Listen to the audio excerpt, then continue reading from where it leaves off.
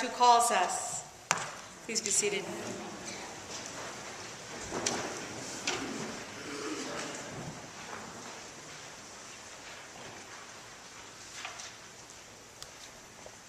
Today, Jesus tells us to stop worrying. I think that's a little bit like telling somebody to stop thinking about pink elephants. Not easy to stop worrying, is it? And it can seem a little glib. I remember, do you remember Billy Bass? It was this fish mounted on a piece of wood, and you push the button and he sang, "Don't worry, be happy." I thought that was hysterical. I laughed till I cried the first time I saw it, and then I saw it 400 times more, and it lost its punch. But there is something, perfect about a dead fish singing, "Don't worry, be happy," right? We have a tendency to react to this text as though Jesus were absolutely clueless. How could he possibly know? How could he possibly imagine what it is we have to worry about? And while it's true, as Jesus points out, that we are largely powerless over most of the things we worry about, nevertheless, our hearts seem to be bound to do that worrying. And it is not as though everything we worry about is silly. Some things are. Most things aren't. We carry burdens on our hearts for the people we love, for our health, for our safety, for our homes or our jobs. And some of us carry burdens for the larger world. So what is Jesus getting at when he tells us not to worry? Is he really out of touch? I think Jesus is offering us an alternative to worry. He's not just telling us to stop, but he's giving us a positive alternative.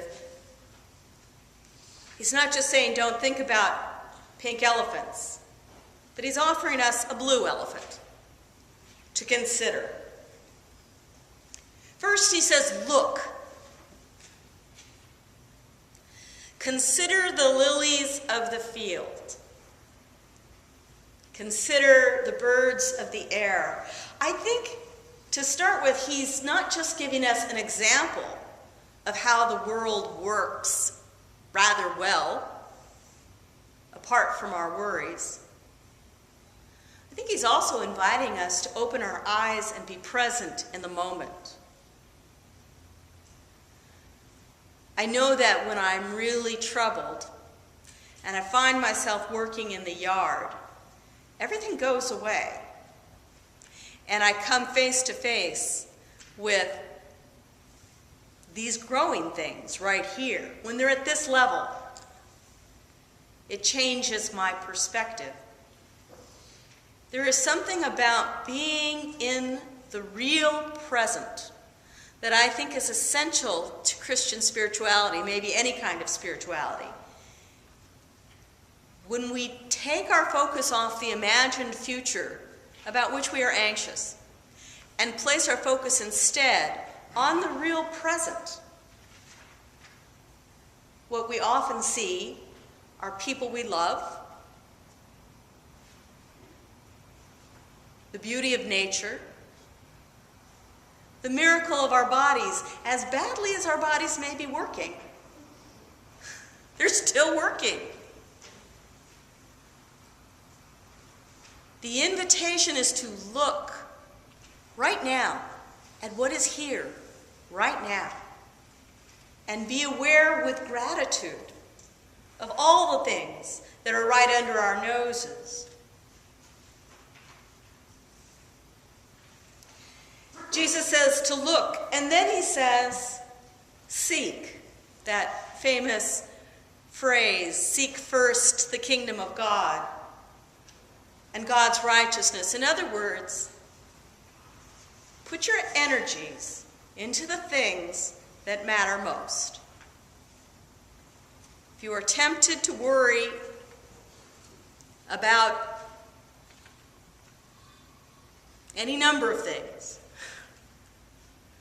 put your energy, all of it, all that you can, into your highest values, into the work of love, into the work of compassion, and wear yourself out with that.